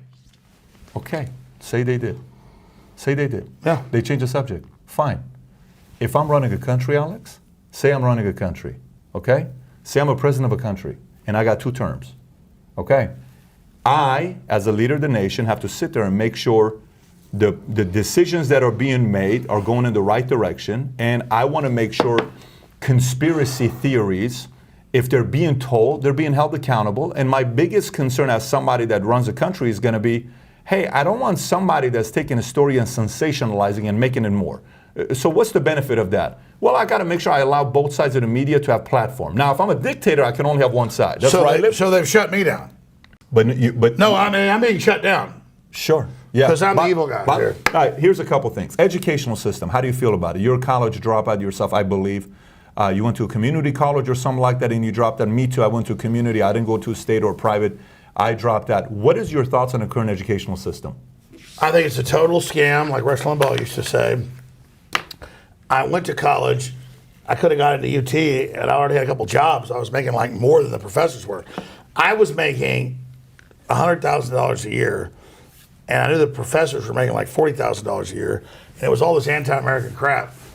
So I was in sales and a bunch of other stuff when I was like 19 years old. And so I just thought it was more of an indoctrination thing. Because I went to community college for 2 years, and that's why I got out of modern education, which I think isn't actually getting ready for the real world. I think it's politically kind of just indoctrinating you. So that's where I stand on modern education. I think education is great overall if it's based on what's really going on, like engineering or things like that. But I think general degrees now are a joke. So STEM, you need school. Anything outside of STEM, you don't necessarily need to go to school. Is that kind of what you're saying? Yeah, I mean, people need to, know engineering. They need to know they're going to probably be a lawyer, go to school, but mainly it's the thing about getting in big debt. Mainly the concern is that they're going to get into big debt. Do you have a strong opinion on how you would improve it? Because I'm curious. I actually am curious to know if there's 1, 2, 3 things you say, here's what we could do with the educational system to improve it, or it's a non-topic, non-issue. The educational system is about political indoctrination, so I would fix it by making it based on real, up-to-date, real-world application for engineering, for culture, for science, for jobs, not about being politically indoctrinated. So they are basically political cults now, and education for most applications is worthless. Today. In 2018. Okay, interesting. David Brock, okay? You know who David Brock is. You know how Time called him possibly the most influential Democrat in the world, possibly outside of, obviously, the people behind closed doors, that he's got a lot of influence. What do you think about him and the level of influence that he has? I mean, David Brock is basically George Soros's toilet. So whatever George Soros craps out on us is into David Brock. So David Brock is just a soulless globalist that takes hundreds of millions of dollars to attack the First Amendment, infiltrate media organizations, engage in all sorts of horrible activities. I mean, David Brock is just a absolutely traitorous individual. It's this country. Again, he's George Soros's toilet. So who are you more concerned His mouth about? is. Who like his mouth is the toilet bowl. I fully get it. So who are you more concerned about, Soros or him? Brock is just the toilet bowl. I mean, I'm more worried Soros about is the the bad bloated belly of Soros, and all that poison. Of what he does. Okay. Thoughts on deep state versus Illuminati? Any thoughts? Anything that's new? I mean, deep state is just the bureaucracy, and the shadow government is the COG, continuity of government people. You're talking about Illuminati, that's just an outmoded name for secret societies. So I don't think the two actually combine together. But you got a lot of corporate special interests and a lot of glad-handers that get in positions of power and don't actually think about prosperity or real business deals. They just think about overall power. And so I think that's the confluence of the deep state and of the shadow government. As for Illuminati, that's just some fanciful term from France 200 and something years ago. So it's not what people make it out to be.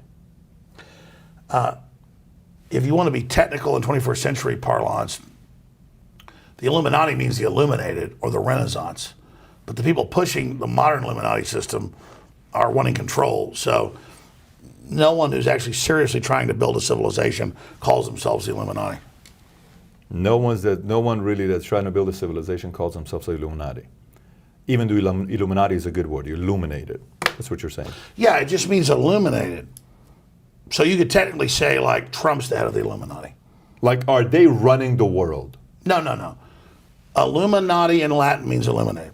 Okay. And so you could say, I'm the head of the Illuminati, Trump's the head of the Illuminati. There's no group under us. And it becomes this negative term like, oh, they're Illuminati. Oh, they're secret, they run things. That's deep state, Yeah. that's shadow government. And so the two things, one is a term in Latin for different revolutionary groups. The other is real names of real stratas of governmental systems. Let's talk about 9/11, since today is 9/11. At what point did you come out, when you came out and you talked about what you thought was taking place with 9/11, who was really behind the 9/11 with what you've studied over the years and what you've spoken about? I don't know who's behind it.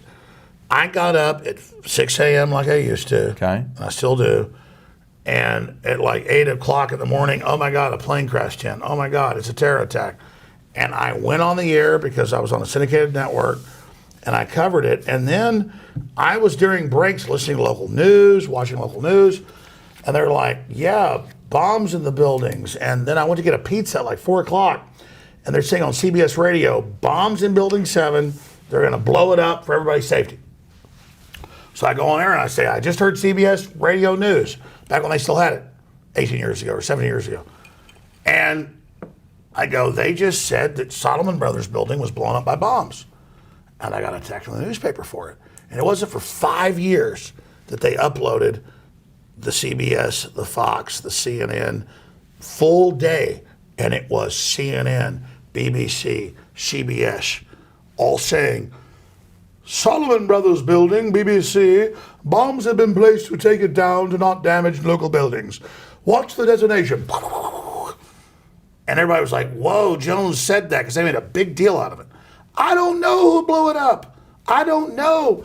I went a mile to get a pizza at like 4 o'clock. And I'm getting the pizza and I'm in the car eating it, driving home. And they're saying, Solomon Brothers building, building 7, controlled demolition, so it won't damage local buildings.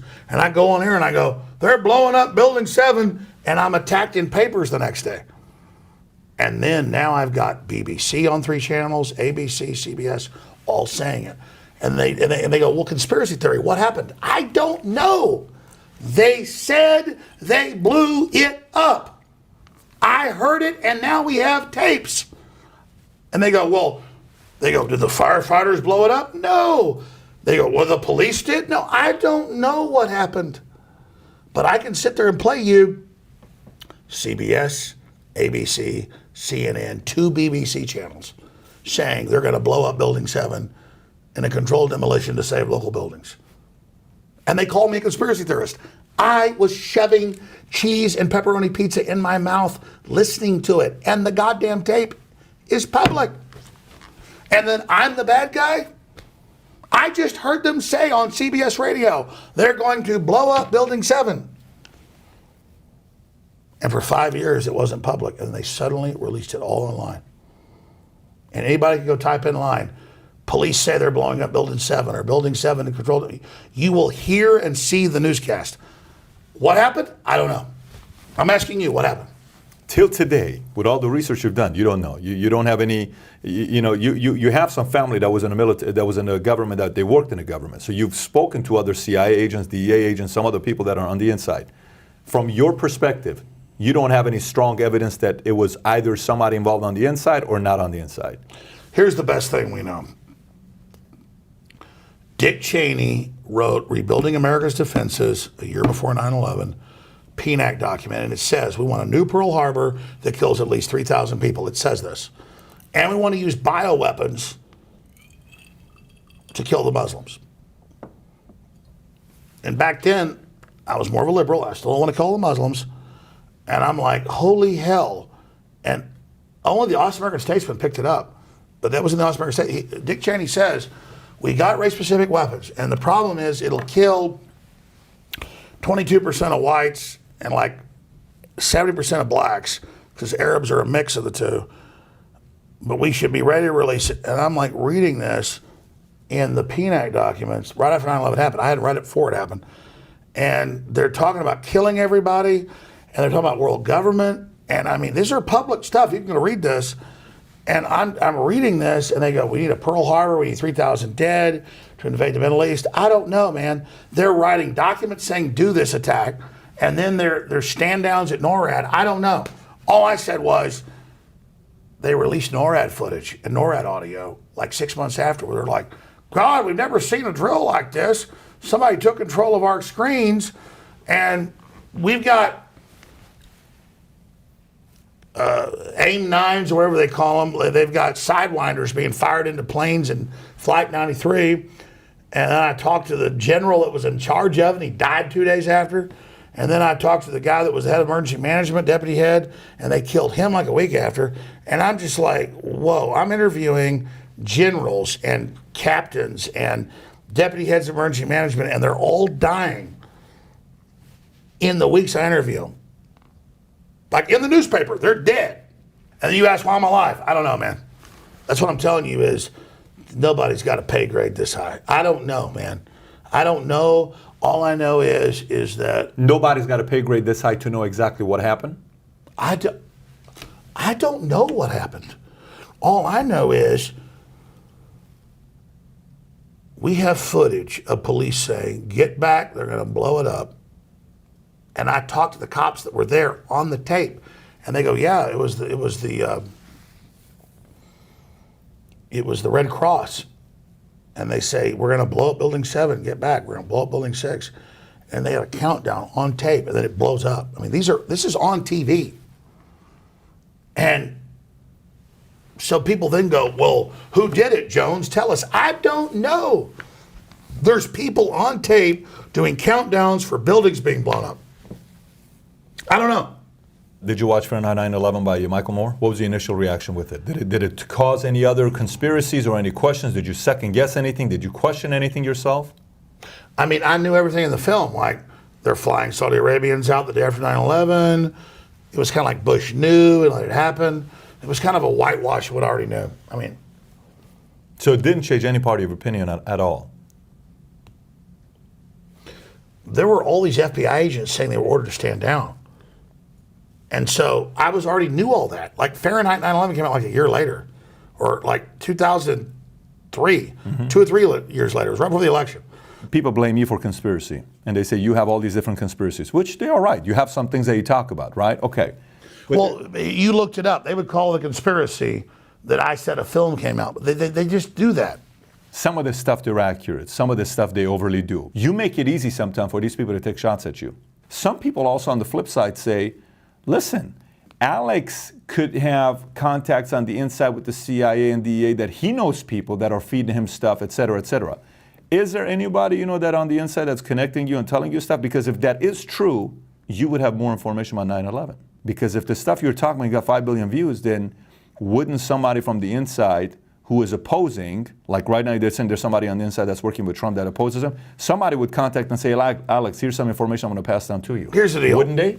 If you went and bought groceries 5 years ago, are you worried about the groceries you bought 5 years ago? No.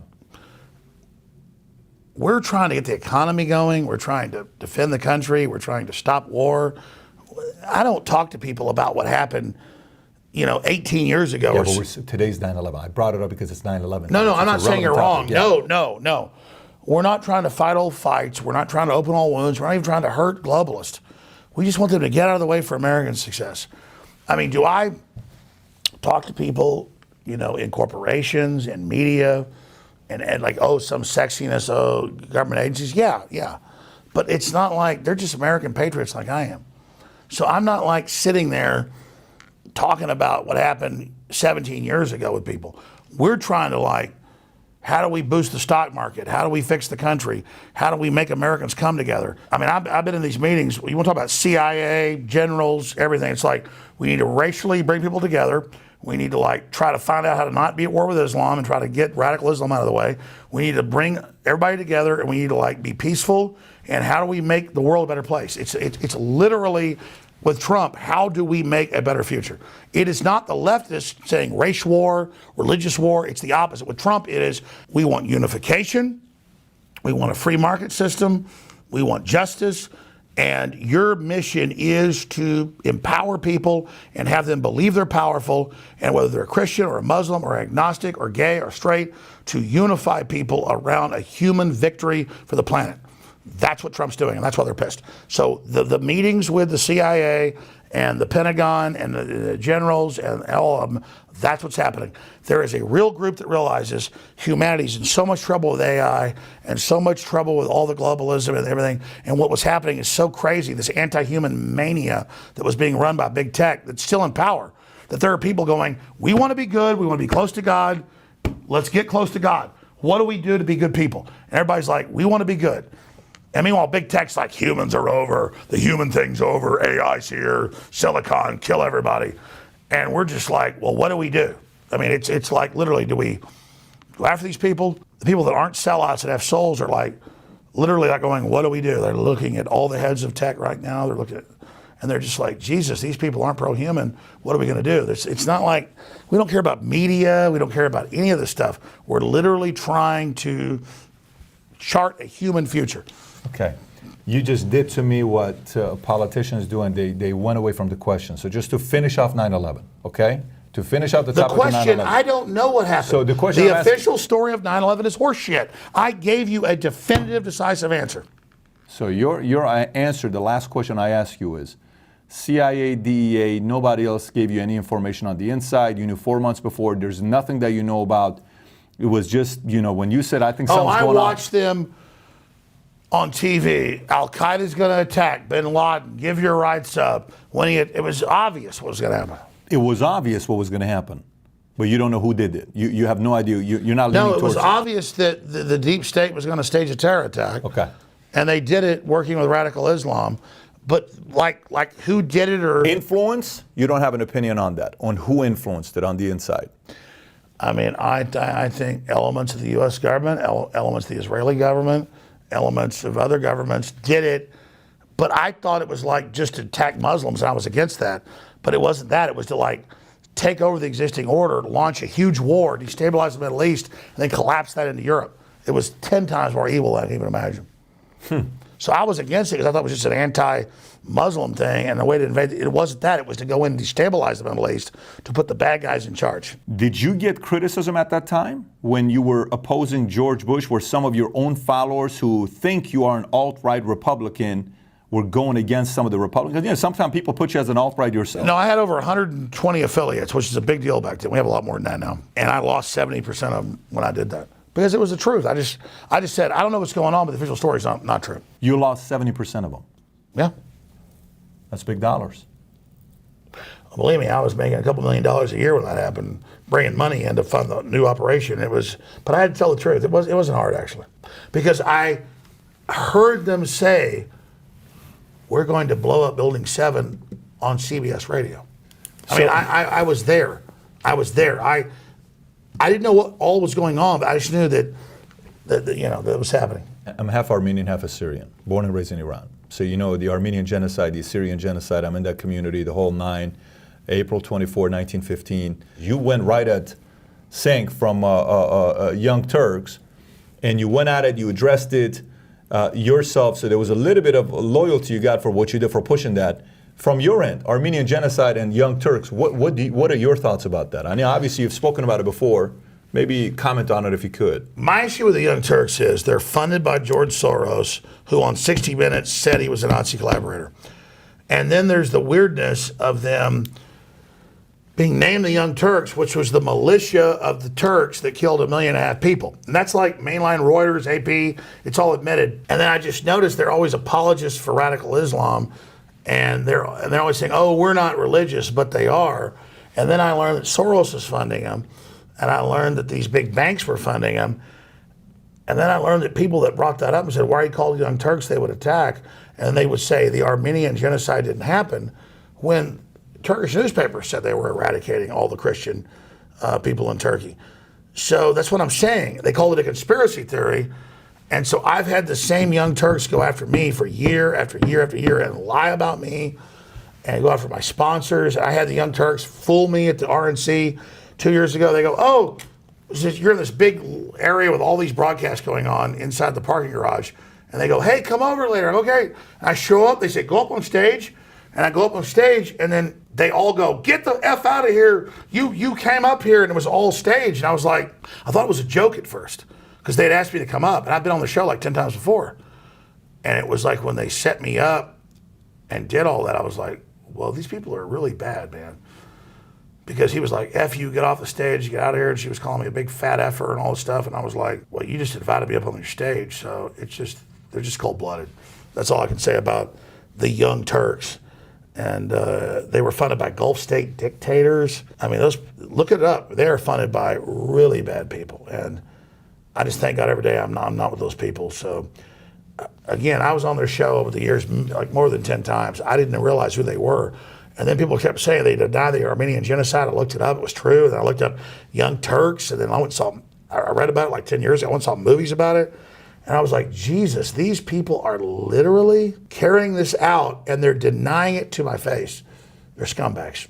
Do you think they also talk about some theories, like conspiracy theories? Well, if you question somebody, they call it a conspiracy theory.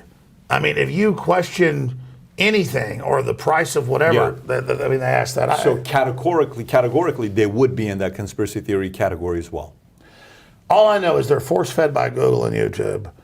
And when I went and confronted them after they blew up at me that day at the RNC, they deleted our live videos, like within minutes, and then lied about what we did. Because we had video of them saying, oh, come on over. I'm like, okay, I'll see you in 10 minutes.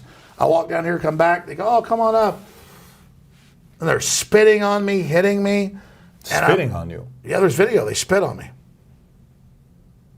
Look it up. They spit on me. They spit Coca-Cola or something out of a drink on me. And I'm sitting there while they're doing this, and I'm like, and I thought it was a joke. And then it kind of dawns on me, and they go, Roger Stone, F you.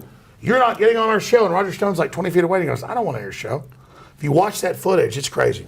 Sometimes you get criticism because some people say, well, Alex never bashes Nazis. A lot of times they'll say, he is so nice to them. He is so kind to them. He is so gentle with them. What do you have to say about that? Nazis were like people we beat like 70 years ago in World War II. It's like a mentally ill joke about I'm being nice to Nazis. I'm not nice to Nazis. If you go online and type in Alex Jones, Nazis, all they do is attack me. It's total horse crap. So what do you think about them? Nazis? Yes. Well, they lost World War II and they're losers. And the KKK and groups like that are a joke. But it's saying, what do you think of child molesters? Do you think they still exist? Let me ask you, what do you think of child molesters? I think they need to be tracked based on whatever they're doing right now, and they belong in prison. Good, I agree. So what do you think of Nazis? So is that your opinion No, as I'm well? asking you. Yeah, I agree. What do you do? I'm asking you. What do you do about Nazis? What do you do about Nazis? I'm asking you the question back. Imagine being asked, what do you think of child rapers? Yeah, but there's a difference with you because you actually are in this world. It's like somebody asked me about an insurance policy I sell that maybe I disagree with. You're in the world of politics. I'm not. I'm asking you. I challenge you in this.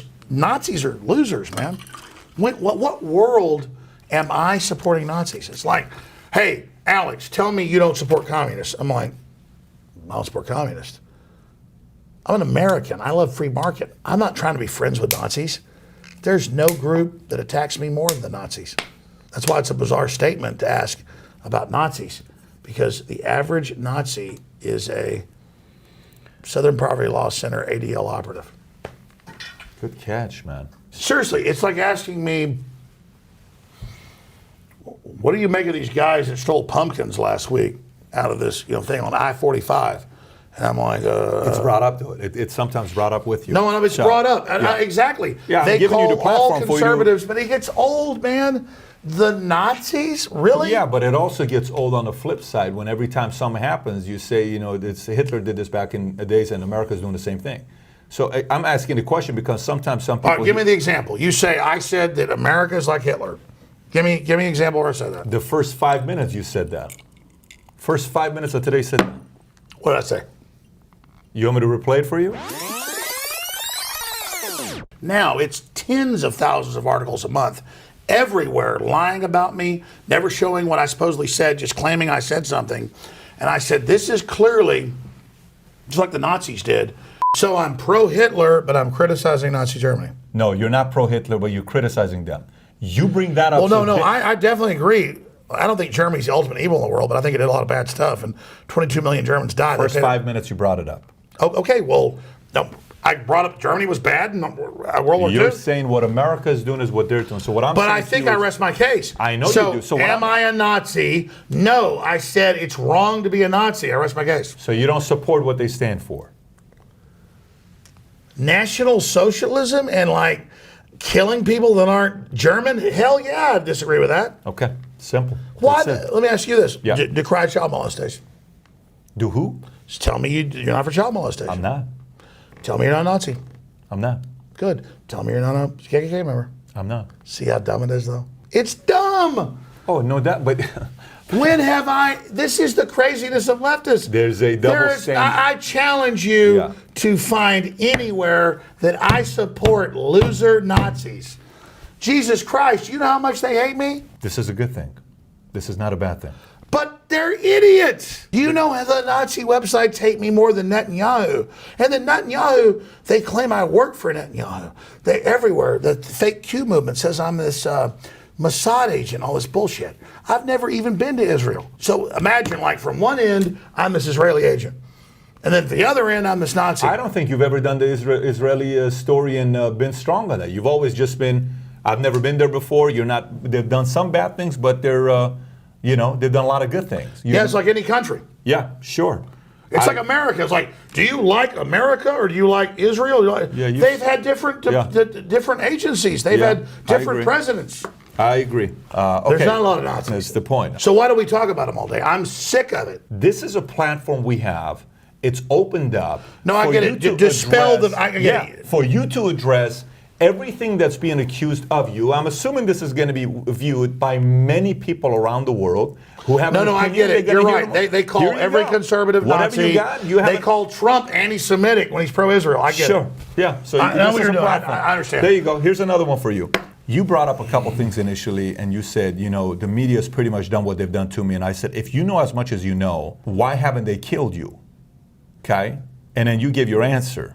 So what is more powerful in a time like this? Is it better off to kill the brand and the influence, or is it actually to go the other way around? And which one's going to hurt you more and put more fear in the other people that are wanting to speak on the topics that you're talking about? But see, I'm not thinking about geopolitical or Machiavelli. I'm just doing what I think's right.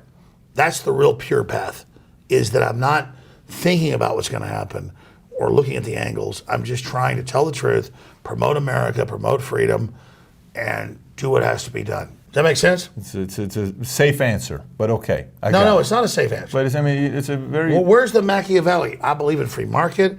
I believe in America. I'm a Christian. I believe in the Second Amendment. I believe in Trump, and he's delivered on what he's saying. Yeah. And so what am I supposed to do? Sit there and like politically try to tinker toy with every level of this? I mean, ask your question again. You're saying it's a safe answer. No, that's not the safe answer. That's why they hate me, because I'm a purist. I'm actually doing what I think's right. Ask the question again. What's more powerful, getting rid of somebody or shutting them down with the voice on what to say on social media or platforms? What's more powerful is demonizing someone and assassinating their character in public before you kill them. And you think that's what's happening with you? Oh, yeah, I had Mueller try to set me up last week. Everything, it's been bad. But that's okay, because I'm playing at the big boy level. It's not about, here's the thing, it's not about me making it. But you said, I'm playing at the big boy level. If you're going to play at the big boy level is Machiavelli. Big boy Oh, level is, no. You think Jesus played at the Machiavelli level? I don't know if I'm saying Jesus is big boy level. I'm not talking No. big boy level. I'm saying there's a level above that, just being straight up. So you think that's the level you're playing, enlightenment level? It's the next level. The next level You're is just, putting yourself at the enlightenment level, is what you're saying. I really want prosperity in the future. Okay. And I'm against globalism, and I don't want to sexualize children, and I am next level. Yes. Fair enough. Okay. You keep asking why they fear me. The answer is right there, because I can't be bought. I'm not under their control. I love God. You can't be bought? What do you mean you can't be bought? Cannot be bought. What does that mean you can't be bought, though? There is no price. Already sold. You sell products on a weekly basis, though. No, wait, that's to fund me.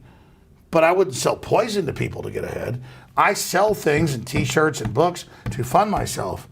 But that's people buying because they believe in what I'm doing. I'm not compromising. Go a little deeper with this. What do you mean I'm not compromising? You're selling, you're making money. You can't be bought. What can be bought? But selling things is only fuel to carry out my operation. Okay? Selling things is to fuel to carry out my operations, but you can't be bought. Yeah, like in the hierarchy of needs, money is not the tip of my pyramid.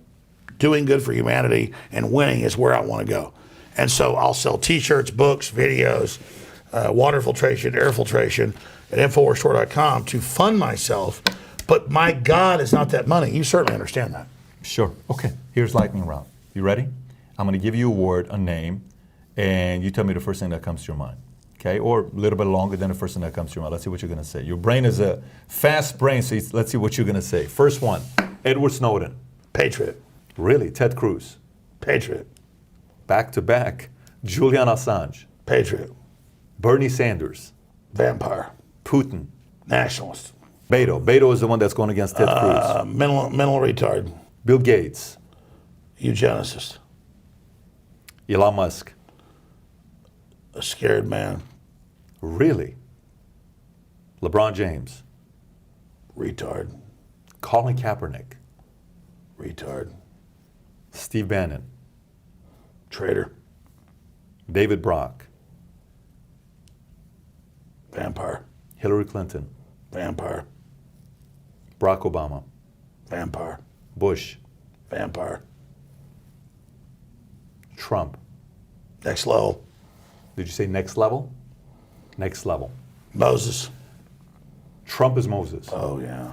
Elaborate. What do you mean by Trump is Moses? He's the real freaking deal. My gut knows it, and it's all clear. He's pro-human. He wants progress. He is one of he's already had everything, and he's dialed in to the real deal. I guess they call that the deliverer. Trump's the deliverer if we take it. We've already seen it.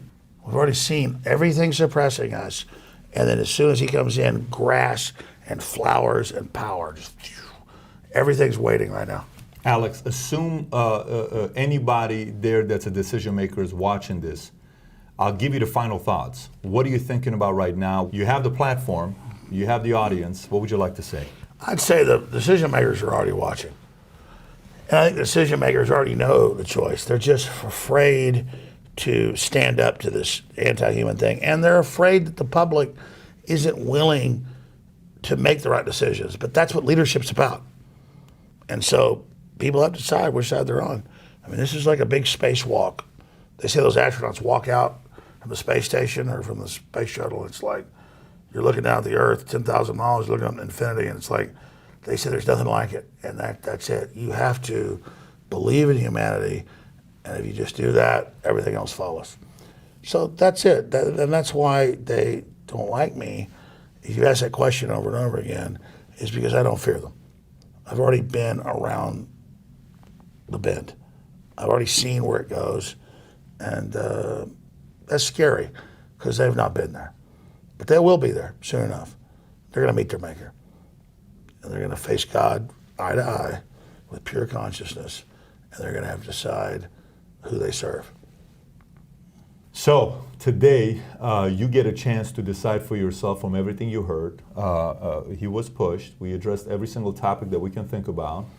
And he was open. He gave his thoughts. He gave his opinions. I appreciate you coming out. That was great. I love being enjoyed challenged. This time with you. This was good.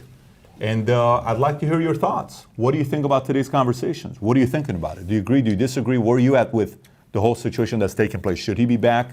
Allowed back on social media? So should Facebook, YouTube, everybody say you should come back on, or no? A guy like this shouldn't be on YouTube. What do you think? I want to hear from you. Comment below. Alex, thank you for taking time to come on Valuetainment. Truly, thank you for making the time to come on Valuetainment. You bet. Hey, I'm proud to be banned by these people. You're proud to be banned by these people. I watch these zombies walk around looking at their phones. Yeah. Let me tell you, this is a real honor. People keep thinking I'm like hurt by being ostracized from hell. It's a good deal, man. The Satan cast me out. That's the reverse of how it's supposed to work. I'm seriously honored that Satan cast me out. Thanks for watching, everybody. Take care. Bye-bye. Satan cast Alex Jones out. That's the name of your video.